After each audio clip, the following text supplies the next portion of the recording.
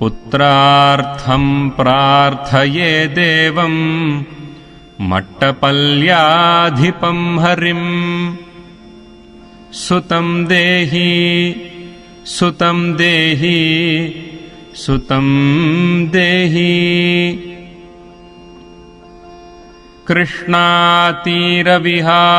तं कृष्णां रक्षितवान् स्वयं पुत्रार्थं प्रार्थये देवं मट्टपल्याधिपं हरिं सुतं देहि सुतं देहि सुतं देहि यममोहितक्षेत्रेऽस्मिन् नित्यवासप्रियं परं पुत्रार्थं प्रार्थये